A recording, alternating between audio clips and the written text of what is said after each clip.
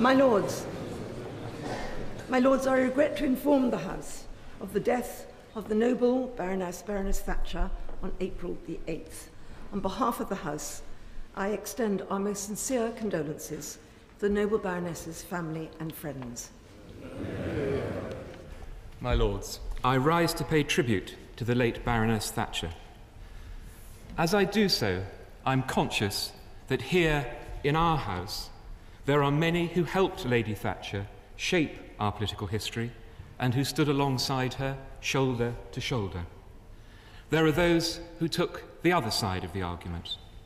There are those who served politicians of all sides with great distinction and in the best traditions of our public service. But whatever our views and whatever our backgrounds, I think we would all agree that she made a huge difference to the country she loved, that she helped to pick Britain up off its knees, that she changed our place in the world, and that she transformed the very shape of our political debate. And I think we would also agree that she was a staunch defender of our parliamentary system and the part that it should play in our national life. The personal journey that she made, particularly at that time, from the grocer's shop in Grantham to the highest office in our land, was a truly remarkable one. The outlines of that journey are, of course, well known. Margaret Hilda Roberts was born in Grantham in 1925. Head girl of her grammar school, she went to Oxford during the war, graduating with a degree in chemistry. In 1951, she met and married Dennis, the rock of her life for more than 50 years. In 1953, she gave birth to twins, Carol and Mark, to whom we extend our deepest condolences, along with the rest of her family and her many friends. Having entered Parliament in 1959, she was in the Cabinet by 1970. Even today, 11 years from first election to the Cabinet would seem swift. But 50 years ago, as one of just a handful of female MPs, it was extraordinary. Even more remarkably, by 1975, this non-establishment figure had become leader of the establishment party, confounding the predictions of many. Those same people then foretold a quick exit. They foretold her never reaching the steps of number 10. And in fact, she herself said that she believed she would never see a woman Prime Minister in her lifetime. How she proved them, and indeed herself, wrong. But these bare bones of fact do not, of course, explain the reason for her success. They do not capture the strength of her personality, the beam of the spotlight, the force of her will that I remember vibrating through the government departments where I worked in the 1980s. Nor, I think, can we measure the extent of her achievements without first understanding the grim inheritance of the 1970s. Successive governments had tried and failed to tackle our economic and political woes. We had become the sick man of Europe. People asked, not fancifully, whether Britain was indeed possible to govern. We were a divided country, and at times our very future seemed to hang in the balance. That is the background against which the sifting process of history will make its judgments. That is the background which I think helps to explain her approach and which makes her achievements stand out so clearly. She did not take the easy way. She certainly did not take the consensual way.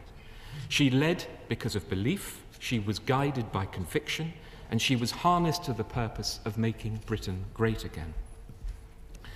Tough economic policies were needed to turn the country round. She knew that the status quo was unsustainable and that some things had to change. Her programme of deregulation, of denationalisation, and reducing the power of trade unions was painful, particularly in some parts of our country. But they did make Britain a global competitor once again. The recapture of the Falkland Islands, her resistance to the IRA, despite the high price paid by many of those closest to her, her friendship with President Reagan and her shared vision for a world free from the Cold War made Britain once again a world leader. The threat of nuclear war, which seemed to hang over us in the early 80s, was lifted. And it was indeed an Iron Lady who helped draw back the Iron Curtain from Eastern Europe, extending freedom to millions. In those countries, too, she will always be remembered. These are mighty achievements, and she was an extraordinary leader of her party, of this country, and of the world during what were extraordinary times. Now, it's true that great leaders are not always easy people. I think it's fair to say that patience was not a virtue Mrs. Thatcher had in abundance. And she didn't always instantly get the point. The great Ronnie Miller, who helped with her speeches for many years, told me the lovely story of the occasion when he was trying to reassure a rather nervous Margaret Thatcher with some soothing words just before she was about to speak at her first party conference as Prime Minister. "Piece of cake, Prime Minister." "No, not now, thank you, dear." And those who knew her best all testify to the warm side of her character, the countless personal kindnesses, the loyalty, the small, thoughtful acts. For someone who so defined a decade, it was perhaps not such a surprise that a new decade ushered in change, and after 11 and a half years, the longest-serving 20th century Prime Minister resigned, and a little over 18 months later, she joined your Lordship's house. Typical, perhaps, of Mrs. T, now as Lady T, that she began with a maiden speech on Europe, on Maastricht, in fact. And typical also that she began by reminding her new home of one or two home truths. "Mine is a somewhat delicate position," she began. "I calculate that I was responsible as Prime Minister for proposing the elevation to this House of 214 of its present members. That must surely be considerably more than most of my predecessors, and my father did not know Lloyd George." Sadly, that was to be one of few speeches to which we would be treated in the subsequent decades. The light which had burned so brightly began to dim as she suffered the loss of Dennis and ill health. But though we may not have been blessed with her words, her presence was keenly felt, sustained by her many friends here. Perhaps Margaret Thatcher's greatest strength as Prime Minister was her refusal to accept Britain's decline. In taking that stance, the obstacles she faced were monumental. But her belief in people, in the British people, in their ability to better themselves and for our country to better itself, was paramount. She was a once-in-a-lifetime Prime Minister and one of the most remarkable leaders this country has seen. Yeah. My Lords, we are here today in rare circumstances, a recall of both Houses of Parliament for the specific purpose of paying tribute not just to a formidable former Prime Minister and leader of the Conservative Party, but to a distinguished member of your Lordship's House, Baroness Thatcher. But before I proceed to my remarks, my Lords, I want from these benches to express our sympathies to Lady Thatcher's family. Even when someone has been unwell for some time, as Lady Thatcher has been, to lose someone is still a grievous blow, made in some ways better, but in some ways worse, by the fact that the person in question was so prominent and so public a figure. My Lords, as the tributes to her which have flowed since the news of her death was announced have shown, there is no doubt that Margaret Thatcher was, and will remain, a polarising figure. For some, including many on the benches opposite, Lady Thatcher inspired then, and inspires now, a devotion to a politician who they believe not only, as the Prime Minister said on Monday, saved this country, but who was the political ideal to which they aspire, and indeed is the political model that they believe that they still need now. From that viewpoint, not only was she the dominant politician of her generation, but she was one of the most influential Prime Ministers this country has ever seen, someone who has claimed, as David Cameron said in his tribute to her, to be Britain's greatest ever peacetime Prime Minister. Not all those on the benches opposite my Lords share that view. Some, like the noble lords Lord Howe of Aberavon, Lord Lawson of Blaby, Lord Heseltine, and many other noble lords, are part of her story, but in very different ways. Not all of them, my lords, were always at all times in full agreement with her. For some, including on my benches and in my part of the political spectrum, Mrs. Thatcher, as she was then, was someone who was a divisive figure, someone to whom they were and remain fundamentally opposed. Someone whose very name, even now, more than 30 years since she became Britain's Prime Minister in 1979, can raise heights of emotion, of passion, of anger, of despair, and more. Someone who they believe can never be forgiven for what she did to individuals, to communities, to industries, and to the country. That is a legitimate position of disagreement to hold. But to hold parties to celebrate the death of someone is wrong and in bad taste, and something that I deplore. But as the tributes have shown, disagreements with Mrs. Thatcher, her vision, her ideals, her politics and her policies have not prevented even her political opponents from being able to assess fully the enormity of her impact as the United Kingdom's longest-serving Prime Minister of the 20th century, and as this country's first, and so far still, only woman Prime Minister. My lords, I pay particular tribute to Baroness Thatcher in that role. She was unquestionably a truly remarkable woman, and although I did not agree with many of her policies, I recognise that it was extraordinary for a woman, a grocer's daughter, a wife and a mother, to be a successful research chemist before becoming a barrister, and then going on to become an MP, a minister, and then to lead the Conservative Party, and to become the first female Prime Minister, especially at the time when she did it. Baroness Thatcher was a model for many women, including many women in politics. She burst through the glass ceiling and proved that it could be done. But she did not hold out her helping hand for others to follow. I admire strong women, and she was certainly strong, and she wielded immense power over colleagues as well as the country. But as with my late and noble friend Baroness Castle, for whom I worked in the first 6 years of Baroness Thatcher's premiership, she also knew how to use her womanly wiles. Barbara said that her power over male colleagues derived from the fact that she had, and I quote, a brain as good as a man and the arts of femininity. Personally, though, in relation to the issue of women, I wish Baroness Thatcher has used her strength in different ways. I know that she showed many kindnesses to female colleagues, both MPs and to her staff. But despite the many talented Conservative women in Parliament, they were never, apart from one of another former member of your Lordship's House, Baroness Young, they were never promoted to the Cabinet. Since 1929, when Margaret Bonfield joined the Cabinet, there have still only been 33 women Cabinet members. And as the first ever female Prime Minister, Lady Thatcher could have done so much more for female politicians, but also for working mothers and for women struggling to hold their families and communities together. But she chose not to do so. But there is some in what Lady Thatcher was and did which I do admire. Her personal strength and her courage, shown so bravely in her response to being bombed at the Grand Hotel in Brighton in 1984. Her early support, for example, for Mikhail Gorbachev, with whom I had the good fortune to celebrate his 80th birthday here in this house 2 years ago, and for glasnost and perestroika in the former Soviet Union, because this was important in changing the dynamics of our continent and helping to bring the Cold War to an end, as was the part that she played in driving forward the single market. Her determination and her belief were the principal drivers in Britain regaining the Falklands, but they led as well to misjudgments such as Section 28, now rightly repudiated by today's Conservative Party, or such as gauging the ANC wrong in South Africa. And her legacy and impact in and about Europe is still absolutely with us today.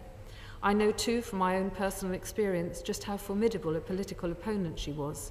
In the 1980s, I was then proudly working for my noble friend, the now Lord Kinnock, then leader of the Labour Party, and I saw at first hand, to the cost of our own campaigns, just how effective a politician she was, and indeed how much parts of the country at that time supported her. She had a real appreciation of Middle England's hunger for aspiration, giving people a greater chance to own their own homes. She recognised that our economy needed to change, but the painful changes that were made were not carried by the broadest shoulders and have left an unbalanced economy with which we are still grappling. History will form a judgment on the legacy of Baroness Thatcher as a political figure in Britain and in the world. Agree or disagree with her, she was unquestionably a towering figure in this country and beyond our shores. I leave those judgments to others better qualified than me to make them. but I would like to conclude my remarks by saying something about Lady Thatcher as a member of your Lordship's House. She entered this House in 1992, more than 20 years ago now, and was automatically and rightly immediately a senior figure in this place. When I first came to your Lordship's House, I was mesmerised by this frail but still powerful woman who through sheer determination had transformed our society, dividing opinion and dividing the country. Not for her the consensual notion of one nation that I passionately espouse, but increasingly frail as she became as a result of that enormous impact, her appearances in the House at key moments and on key divisions were electrifying. In more recent years, of course, her appearances were fewer, and I would like to pay tribute here to those who were of particular assistance to her, and I would especially like to mark the support, the real caring support given to her by the noble Lord Forsyth of Drumlene in her later years. Her presence was never anything but controversial, and the debate on what she did and the legacy she left will continue.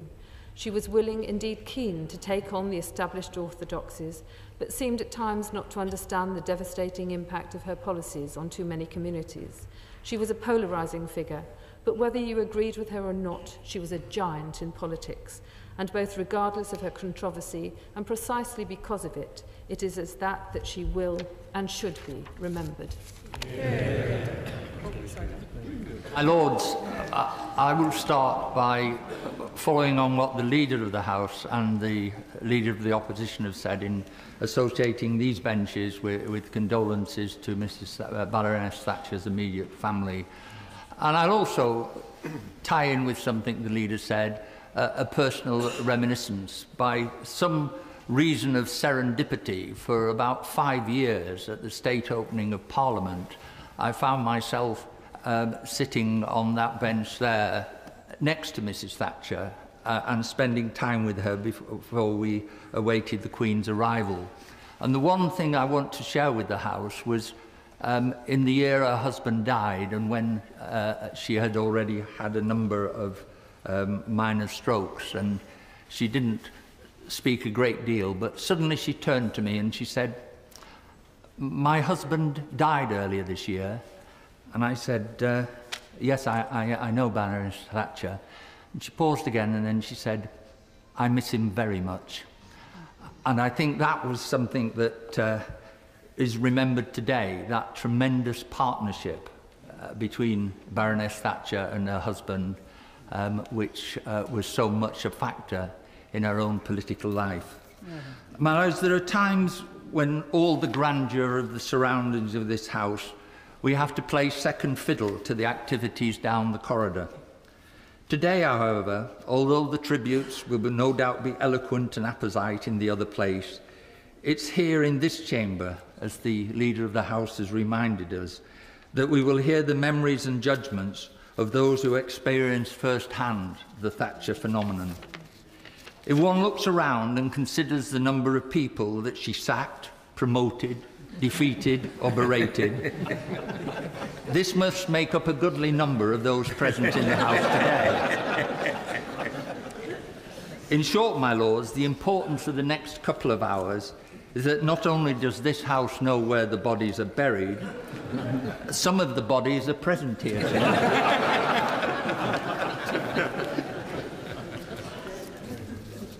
In January 1965, when paying tribute to the life of Sir Winston Churchill, Harold Wilson referred to the sullen feet of the marching men in Tonopandi, a reminder that Churchill in a long life had sometimes been at the heart of bitter social conflict, as well as showing at other times great leadership in times of national crisis.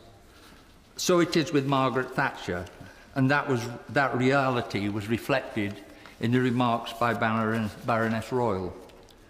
But to again quote Harold Wilson in his tribute to Churchill, the tempestuous years are over, and the years of appraisal are yet to come. I will not attempt such an appraisal today. Instead, let me rely on two perspectives, given not at the time of her death, but some years ago. 7 years ago, the New Statesman invited its readers to nominate the hero of our times.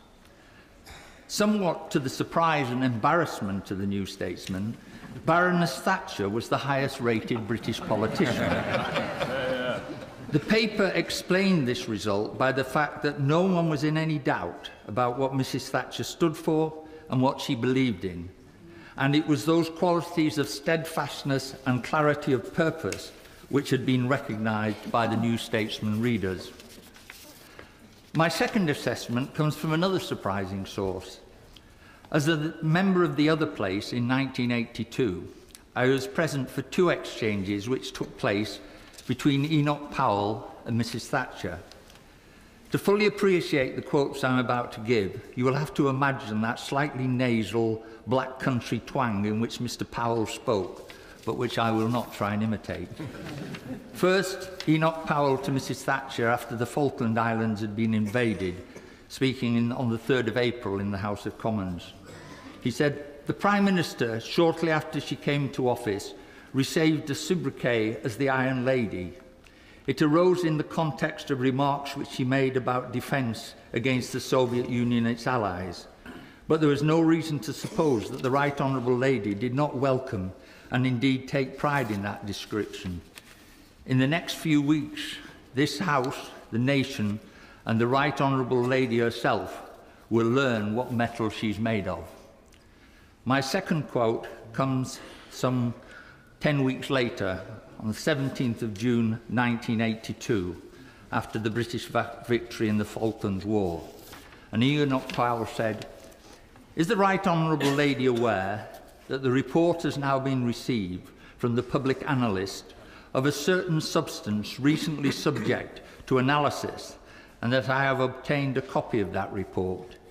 It shows that the substance under test consisted of ferrous matter of the highest quality, that it is of exceptional tensile strength, is highly resistant to wear and tear and to stress, and may be used with advantage for all national purposes." I think that was the only time in my experience of Enoch Powell actually making a joke. My Lords, there's no need to airbrush out of history or to ignore the fact that most of us on these benches spent a good deal of our political lives fiercely opposing many aspects of what became known as Thatcherism. But that does not prevent us from recognising those qualities which were highlighted both by the New Statesman and by Enoch Powell. Qualities which have quite rightly brought us together today to pay due respect and proper tribute to Margaret Thatcher as a figure of enduring importance in our national life. My Lords, I rise in tribute to the noble lady Baroness Thatcher, sharing with noble lords a string of strong memories of a remarkable woman, the first to occupy the office of Prime Minister. As others have said, the change that she made in the face of Britain was complete. It opened up new avenues of possibility in all directions: share ownership, home ownership, liberalisation of the markets, entrepreneurial innovation, and so on. She strengthened Britain's role in the world immeasurably with her clear policies on defence, the Falklands, Northern Ireland, communism, Europe, South Africa, and more. No one was in any doubt there was a force in the land. I spent the last years of the 1980s in County Durham, so I know some of the deep divisions that Lady Thatcher's policies caused. Billy Elliot country was not an all-singing, all-dancing landscape. It's almost impossible to find moderate opinion for or against on her style of leadership. But the one thing we can all acknowledge is that she was a leader of absolute integrity in terms of her own beliefs. She was an iconic conviction politician. The Church of England had its moments with Lady Thatcher, of course. The suggestion that the date for the enthronement of the Archbishop of Canterbury be moved so that it avoided a clash with the budget of 1980 was one early instance. Happily, and in that occasion, the lady was for turning. In the end, it was the budget that was rescheduled. The Church traditionally has a role, as we know, of critical solidarity with governments of all persuasions. And so the production of the influential report, Faith in the City, and the Archbishop of Canterbury's Falkland sermon, in which he remembered the bereaved on both sides of the conflict. These both caused momentary mayhem in the press, but that was to be expected when issues of principle were at stake. It didn't dent her respect for the Church or our regard for her steely qualities. It was entirely fitting that the place where she particularly enjoyed the chance to walk securely and privately in her latter years were the grounds of Lambeth Palace, which successive archbishops placed at her disposal. We should remember, too, her roots in Methodism and the influence that the Christian faith played in informing her beliefs about personal responsibility and the importance of religion in public life. Methodism was born in the pursuit of justice and hope amongst working people. It had and still has a radical edge, and it's from that edge that Margaret Thatcher drew much of her strength. You don't have to agree with every decision she took to acknowledge the strength of her character, the determination, the passion in all she did. History will, as we have said, continue to debate the legacy of Baroness Thatcher for years to come, but she clearly defined politics, not just for her generation, but for many generations. Some of us perhaps wish that on a few more occasions the lady had been for Turning has a good pedigree in Christian theology, but we can still applaud her many achievements while regretting some of the excesses, and we most certainly will not forget her. May she rest in peace. My Lords, on behalf of the Crossbench Group, may I also associate myself with the very thoughtful tributes already made to the late Baroness Thatcher and add my deepest condolences to her family. My Lords, it is perhaps understandable that on an occasion such as this, we draw on personal experiences, although I must say that I have nothing like the depth of experience of some of my colleagues who worked with Mrs. Thatcher day by day. But I first met Mrs. Thatcher in the mid-70s, when she was the after-dinner speaker at the annual conference of the Association of Directors of Social Services. The House will not be surprised to learn that she made a characteristically challenging speech, leaving the audience in no doubt that given the opportunity, she had a real ambition to change local government and in particular the social care services. At the end of the event, the president of the association told her that he'd arranged, quote, a good malt to be delivered to his room, and he hoped that she and others would join, a few others, would join him for a brief nightcap. I have no doubt that part of his motivation was to, as it were, put her right on a few things that she had said. What, however, he did not expect was that in the early hours of the morning, when they were all flagging, Mrs. Thatcher was driving on in full flow, setting out the important issues that she intended to tackle. Now, my Lords, I feel sure that he, as he was a he, was not the first to regret even the hint of attempting to patronize her, nor was he the last to experience her phenomenal energy, drive, conviction, and steely determination. My Lords, almost a decade later, as Prime Minister, Mrs. Thatcher commissioned Sir Roy Griffiths, who was then the Deputy Chairman and Managing Director of Sainsbury's, to conduct a major review of the social care services for vulnerable adults. The Baroness Pitkeithley and I greatly enjoyed working with Sir Roy, and as we were given the opportunity to be called his advisors. I was with Sir Roy on the day that he was to meet the Prime Minister to go through with her the main thrust of his report. He was a wise man and had learned the importance of careful preparation and to face what was likely to be a forensic scrutiny. Afterwards, he told me that all had gone well, primarily because he concentrated on the main thrust of his report. In a nutshell, This was simply that when a vulnerable person is dependent upon a relative stranger to meet their personal needs, their primary concern is about the quality and sensitivity of the service that is delivered, and not the nature of the organisation that delivers that service. I feel sure that this way of thinking hugely pleased Mrs. Thatcher, not least because at that time the local authorities operated an almost total monopoly of the home care services, the day centre services, the residential homes, and for all people, whatever their disabilities or special needs. In addition to that, they also regulated the few independent providers that were then operating in their area. This was the beginning of a fundamental transformation of these services that are of such importance to the well-being of our fellow citizens. My lords, in addition, I need hardly remind the House that for very good reason, we have often had cause to praise the Children Act of 1989. That bedrock piece of legislation changed the childcare practices in this country. And now, almost 25 years on, it has stood the test of time. So, my lords, in short, during the years that Mrs. Thatcher was Prime Minister, the foundations were laid for huge changes in every aspect of the social care services in this country.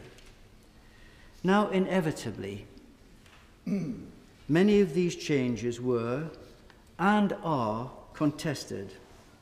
But one thing that was never in doubt was the determination of the Prime Minister to see them through.